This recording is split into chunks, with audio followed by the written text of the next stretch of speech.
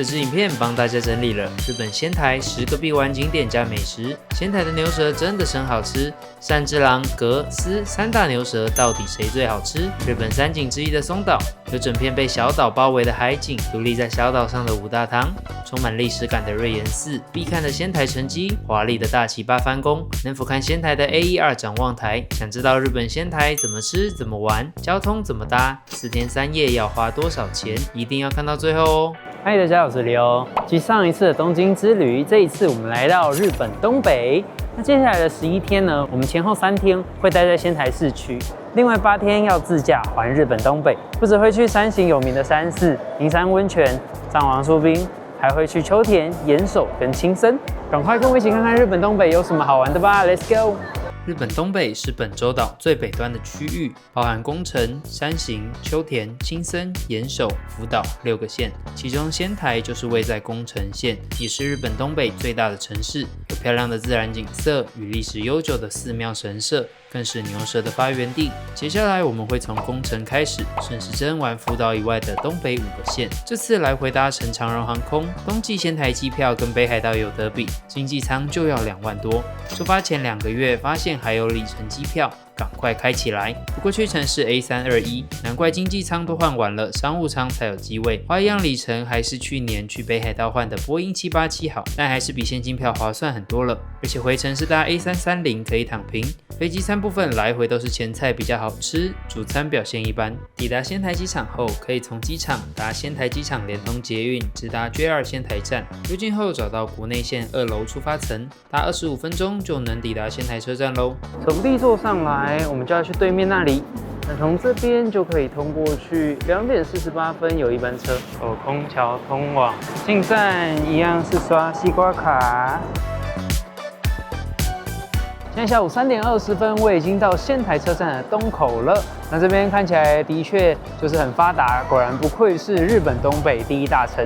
那现在要拿着我的行李先去饭店寄放。那今天我们入住的饭店呢是威斯特仙台酒店，因为上次我们去福冈住到威斯特酒店，觉得还蛮不错的，所以来仙台我们再住一次。第一个仙台景点是 AER 展望台。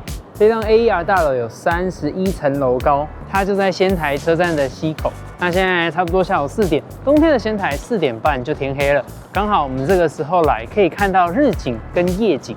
那我们赶快上去31楼的景观台吧。这个 AER 展望台蛮不错的，它是免费的，而且31楼的高度非常高，看过去呢可以看到整个仙台市区，然后它又是有一点点半户外的，所以没有那么冷，风不会直接吹到你的头。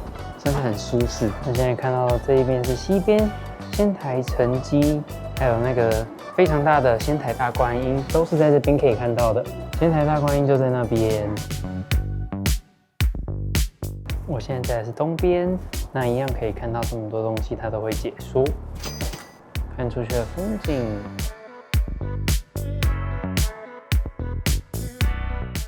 要怎么前往 AER 展望台呢？从 JR 仙台站西口出站后，步行2分钟即可抵达 AER 大楼，搭乘电梯就能直达31楼的展望台喽。那我们来到牛舌的发源地仙台，第一天的晚餐当然就是要来吃牛舌啦。那仙台最有名的牛舌有2家，第一家是观光客很常会去吃的，就在那个西口那边的善治郎。另外一间呢就是格是比较多在地人会吃，而且有获得米其林必比登推荐。那今天我先来吃格，明天再吃吃看善治郎，看哪一间比较好吃。我下午5点20已经抽到第6组了。我们点了一份招牌烤牛舌，搭配汤泡饭，还有半份牛舌炙烤刺身，跟一杯科尔必斯。炭烤牛舌一份有3片厚牛舌，日式泡菜和渍物。牛舌外层烤得焦香酥脆，内层肉质又非常软嫩，加上炭烤的香气，真的超级好吃。格的牛舌炙烤刺身也是人气必点菜，只把牛舌表面炙烧，里面是粉红色大约3分熟的肉，口感软嫩，再搭配大量葱花，还有微甜的酱汁，沾上酸酸的柠檬汁，很爽口。但我更爱招牌的烤牛舌，不止多了脆脆的口感，厚切吃下去也更有爽感。汤泡饭本身好吃，大约2到3人份，但是稍微有点抢了牛舌的风采。我觉得搭配白饭应该会是更适合的选择。目前格是我吃过的牛舌 No.1，希望明天的善治郎也能像格一样这么好吃。要怎么前往格呢？搭地铁到青叶通一番町站，步行3分钟，或从仙台车站步行15分钟都能抵达。今天入住的 Vista 酒店大厅蛮明亮干净的，它的2楼有大浴场，然后备品都放在这里。好，给大家 room tour 一下今天我们的房间。房间是温暖的暖色调，感觉还蛮温馨的。然后它有一个窗户，看出去可以看到仙台车站那边，还有一个大书桌。它浴室的配置蛮特别的，洗手台是在外侧，然后马桶有自己独立的隔间。浴室的部分有一个大浴缸。那明天一早预计8点多我就要前往近郊的松岛来个1日游，所以今天就早点休息啦，大家晚安。怎么前往仙台 Vista 饭店呢？仙台车站东口出站后步行3分钟就可以抵达。大家早安，今天来日本的第2天，我来到松岛。那松岛是在仙台的近郊，它与京都的天桥立还有广岛的岩岛并称为日本三景。松岛有美丽的海岸，还有新鲜的牡蛎海鲜，以及瑞岩寺、五大堂等等历史建筑。从仙台车站搭40分钟的 JR 就可以到松岛海岸站。那松岛就是松岛湾沿岸还有湾上这一些260座大大小小岛屿的总称。那要眺望这些美丽的群岛，最好的方式就是搭乘游览船。这里的游览船有2间主要的公司，一间是比较大间的，就是我今天预约的人王丸。那它的票价呢，现场是1500日元。那推荐大家可以跟我一样，线上先预约，在网站上面预约好之后，现场买就只要900日币而已，现省600元，蛮划算的。那抵达 JR 松岛海岸站之后，我们就要走过来对面这里换我们今天的船票。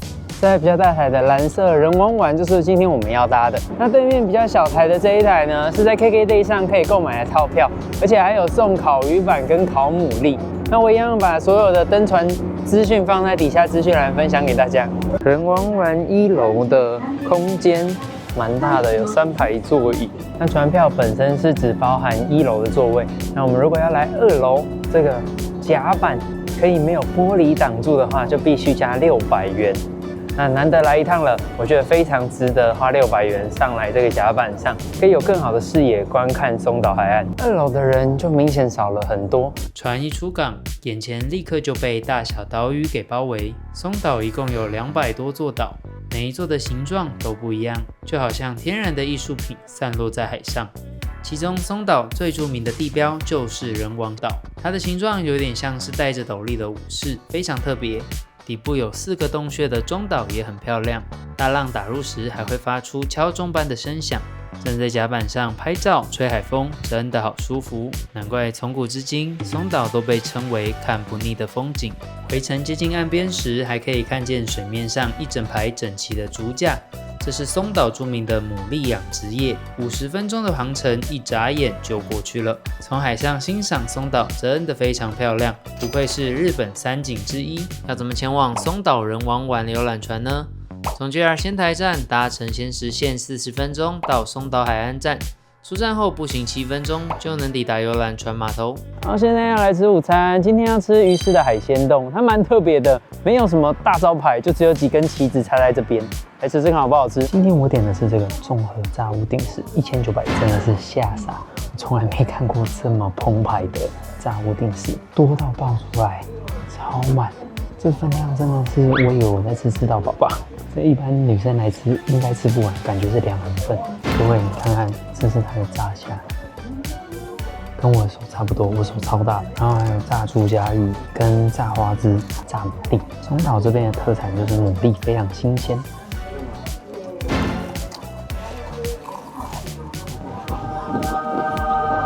真的非常新鲜，几乎没有腥味。它的牡蛎超好吃。先来吃吃看炸虾好了。头部这里都是满满的炸虾，我觉得这只炸虾太好吃了，它的料非常饱满嘞，哇！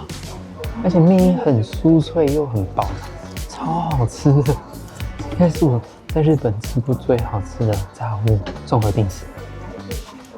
炸物配一口生菜沙拉，超解腻。它连花枝也是超巨大的炸竹荚鱼。我对竹荚鱼本来就觉得还好，所以我觉得没什么特别的。但我觉得它的花枝、炸虾还有炸牡蛎都超级好吃，真的很推荐这间，1900日元，比昨天吃的格的牛舌定食还要便宜，但是分量大概有3倍吧，根本是来吃到饱，超夸张的分量，超推这间。要怎么前往鱼师的海鲜洞呢？搭完游览船往车站方向走4分钟就可以抵达。下一个仙台景点是五大堂。五大堂是在松岛这边的代表性建筑物，它是独立在一个海边小岛上的小寺庙。要参拜五大堂之前，会经过朱红色的结缘桥。结缘桥的桥面有很大的空隙，要小心不要踩空。这样设计的初衷是为了让人在过桥时专注脚下，收束心神，在神前展现诚意。五大堂是东北地区现在现存最古老的桃山建筑，它有非常精细的雕刻，而且同时也是日本的重要文化财。那这边还可以远眺松岛湾哦。五大堂建于西元828年，那持觉大师刚来到松岛的时候，被这一整片的海上群岛所震撼，那认为这里是最适合镇护国土的领地，于是他在海中小岛上建立一座佛堂，供奉能守护世界本质的五大明王，这就是五大堂的原型。那后来五大堂历经了火灾海风侵蚀跟年久失修，一度甚至只剩下象征性的存在。直到伊达政宗成为仙台的初代藩主，并且于1604年的时候重建，才变成现在我们所看到的五大堂。五大堂建筑屋檐下方刻有12生肖的木雕，虽然历经数百年海风侵蚀，但细节依然清晰。那还有一点很特别的是，五大堂里面供奉的5尊明王像，他们每33年才会公开一次。那上次公开是2006年，所以下一次要公开要等到2039年咯。要怎么前往松岛五大堂呢？五大堂就在松岛游览船码头旁边，步行4分钟就可以抵达。下一个仙台景点是福浦桥。福浦桥是长达252公尺的朱红色布桥，那它连接松岛本岛还有对岸的福浦岛。那对岸的福浦岛自古以来被视为僧侣修行之地，岛上没有任何商店，也没有任何车辆，必须要用步行的方式通到福浦岛。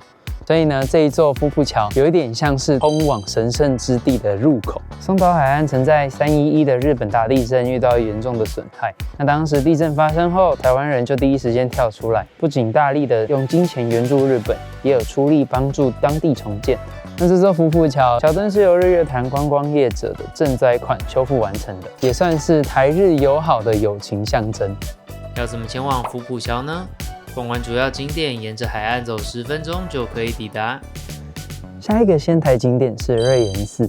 那瑞岩寺是伊达政宗打造的东北最高等级禅寺，那里面金碧辉煌，象征着权力还有地位。我们现在要购票进入瑞岩寺的门票，大人700，小孩400日币，可以使用西瓜卡或者是现金。进来之后会拿到一个瑞岩寺的地图。那瑞岩寺的参观重点就是这个被列为日本国宝的瑞岩寺本堂。瑞岩寺里面很漂亮，有非常多的植物，它跟五大堂一样，都是雕刻很精细的桃山建筑。西元828年由持觉大师建立，后来伊达政宗大规模整修，为的就是要告诉大家，仙台它不只是一个边疆，它是可以跟京都、大阪并列的势力。我刚刚已经进去里面看过了，它里面是完全不能拍照。那我用描述的给大家听，它真的是非常奢华，是我看过最奢华的佛教寺院。它里面除了墙上有非常多精美的壁画以外，它室内房间的拉门上面有孔雀，还有松树、老虎等等，而且背景还贴满了金箔，真的是超级奢华。真的是可以感受到瑞岩寺跟一般那种朴实的寺院是非常不一样，也展现了伊达政宗他这种武家的特殊审美，真的是蛮特别的一个寺院，很推荐大家可以亲眼来看看。那在瑞岩寺的参道旁边也有许多挖掘在岩壁上的洞窟，那这些都是僧侣修行或者是供养亡者的地方。那里面有许多石塔还有观音像，都散发出一种很庄严而且神秘的氛围。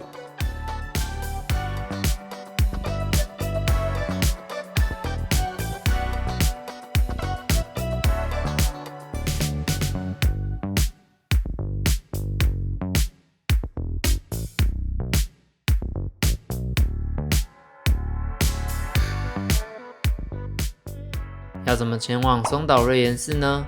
从松岛游览船码头正对面的道路直走就能抵达。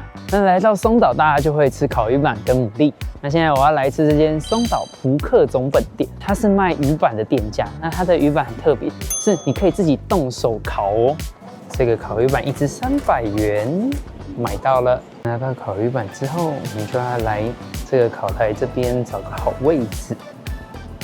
那这边也有教你要怎么烤，要把它烤到有一点这种金黄的感觉，而且要把它放在台子的正中央。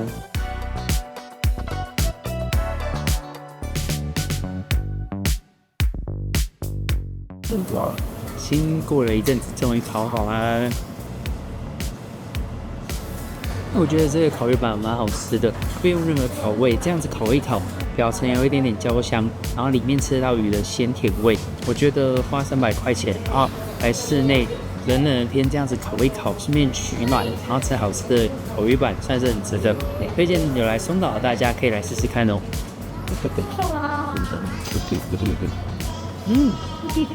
这里有一只巨型烤鱼板，可以拿起来拍照哦，蛮重的。要怎么前往松岛蒲克本铺总本店呢？这间店就在松岛主要街道上，五大堂的对面就可以找到。松岛真的是个让人很放松的地方，离市区只要40分钟的车程，真的很值得来玩。差不多下午3点，我们就要搭车回仙台市区。回到仙台车站，差不多下午4点，我们先来逛溪口的 Parco。我觉得这间百货蛮好逛的，算是偏潮流风格，有许多年轻人会喜欢的柜位。也有东北唯一的宝可梦中心，这里刚好有宝可梦的东北地图诶。我们不会去福岛，我们现在仙台是属于宫城，明天要去山形，再来是秋田、青森，还有盛冈，就岩手。逛完街，第二天晚餐来吃善治郎的牛舌。善治郎的分量比昨天吃的蛤还多，牛舌一样都有香香的炭烤味。极厚的牛舌是最好吃的，跟昨天吃的蛤的口感差不多，里面都非常软嫩，同时带有弹牙的 Q 度。善治郎的外皮稍微再脆一点，不过比较便宜的薄切牛舌没办法跟厚切的比，推荐大家点极厚的牛舌。附赠的牛尾汤也蛮好喝的，汤头清甜，还有2大块牛肉。小菜可以选择山药或沙拉，整体来说我更推荐蛤。要怎么前往善治郎本店呢？仙台车站西口的 AER 大楼对面就是善治郎本店，仙台站3楼的牛舌通美食街也有分店。那现在除了牛舌，还有毛豆奶昔，也是来这边一定要喝的。我们现在刚吃饱，就来仙台车站的3楼喝喝看毛豆奶昔。记不起来，怎么记不起来？太浓郁了。比想象中好喝哎。我本来对它没什么期待，因为我有点难以想象咸咸的毛豆打成奶昔会是什么味道。但没想到真的还蛮好喝的，有一点点淡淡的毛豆味，没有很重，很可以接受哎。我刚刚有吃到真正的毛豆在里面哎，所以我觉得这个毛豆奶昔真的算蛮有特色的。来仙台大家可以喝一杯看看哦。日本东北的第3天到第9天，我们租车自驾开往山形有名的银山温泉，还有超美的山寺、青森的奥入濑溪流，还有最热门的藏王出冰。超好玩的东北之旅会在接下来的3集东北系列慢慢跟大家分享。不过第9天滑完雪，我们就开始上吐下泻，超级不舒服，整天只吃了2片吐司。第10天一早赶快来看医生。现在我们到仙台车站的诊所看诊。国外看病书体验，好像食物中毒，拿了3包药。各位猜猜，我们在国外看医生要多少钱？看诊费8007日币，大概1700多。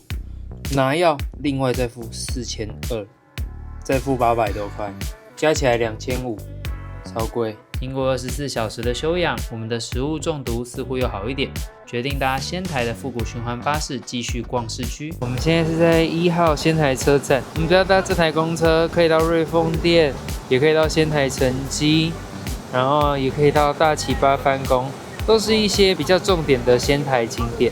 这台公车很漂亮耶，它里面的把手是做金色的，而且整台公车很有日式风格。下一个仙台景点是仙台城基，那仙台城基这边可以俯瞰整个仙台市景，它是在一个130公尺的高地，那旁边这里呢，则是大家来这边一定会必拍的伊达政宗骑马像。那这座仙台城是由仙台的初代藩主伊达政宗所建立。那因为它建在青叶山上，所以也叫做青叶城。伊达政宗在兴建仙台城的时候，一方面表示对将军德川家康的忠诚，同时也避免德川家康的警戒与疑心，所以刻意的没有建造天守阁。那由于战争跟火灾，所以现在的仙台城几乎没有留下任何的建筑物。不过当时的石墙还有复原完成的斜路，都可以让人感受到这一座仙台城的历史。仙台城基的视野真的超好，可以看到整个仙台市景，而且今天天气也蛮好的，蓝天白云。那在远方还可以看到大观音像。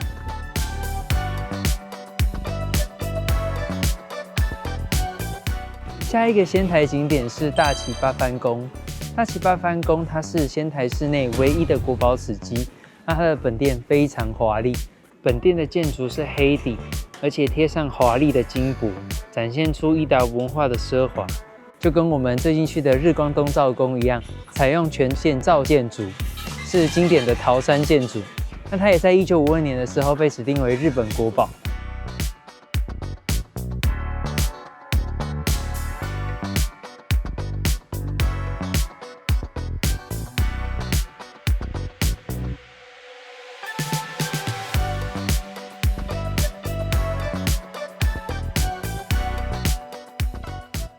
那大崎八幡宫每年的1月14号都会举办一个松焚祭，那刚好就在今天被我们遇到。祭典中他们会焚烧正月装饰，还有一些旧神符，借由点燃御神火来祈求一整年的无病消灾。因为松焚祭的关系，所以现场也有许多摊贩。要怎么前往仙台城基与大崎八幡宫呢？从 JR 仙台站16号公车月台搭乘仙台 Lupo 观光巴士，在仙台城基站还有大崎八幡宫前站下车就能抵达。最后一天晚餐，肚子虽然还是有一点不舒服，但怕之后吃不到牛舌，硬着头皮来吃饭店对面的牛舌丝。丝的炭香味比起蛤还有善治郎是最香的。牛舌3枚6切，一半比较有嚼劲，另一半很嫩，分量跟善治郎差不多。我觉得有比善治郎好吃一些，而且上菜速度超级快，点好餐过了5分钟就上菜完毕。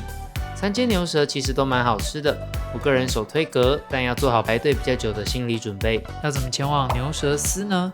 仙台车站东口出站后，步行3分钟就可以抵达。或跟我们一样住仙台 Vista 饭店，斜对面就可以吃到咯。大家早安，今天是我们来东北11天的最后一天。今天一早我们食物中毒好像有比较好了，决定来吃一下甜点。这一间 Anko 豆沙屋，它的特色是有方形的铜锣烧，我们来试试看。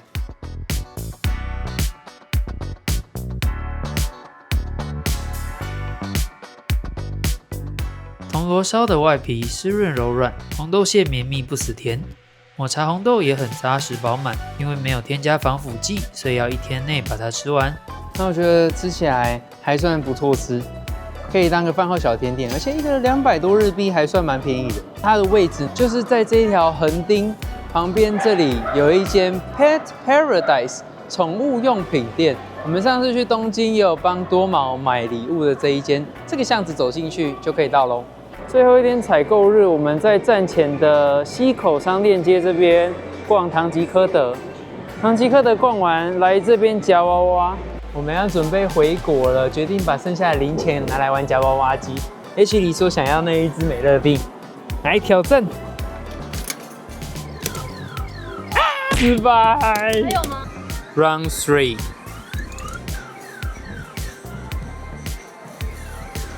哎，他根本没夹吧？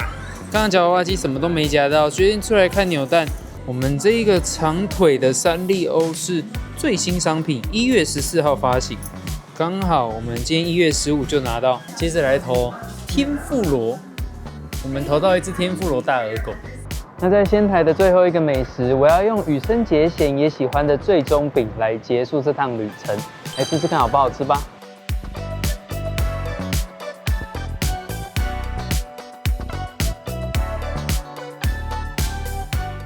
我觉得最中饼的味道非常不错，很有层次。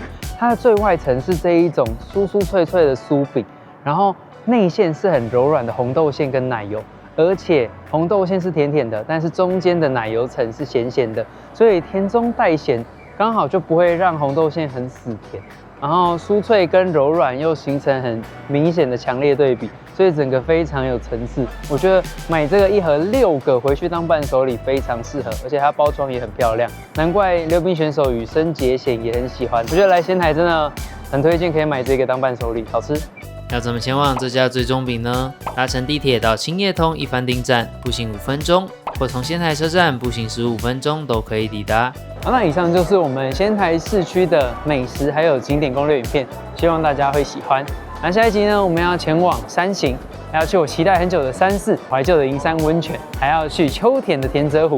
那我们就下一集影片见，拜拜。